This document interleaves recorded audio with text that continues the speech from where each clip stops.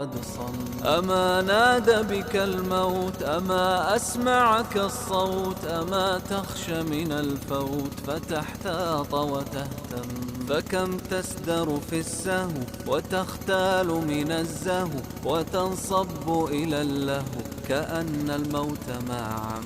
وحتى متى جافيك وإبطاء تلافيك طباعا جمعت فيك عيوبا شملها انضم. إذا أسخطت مولاي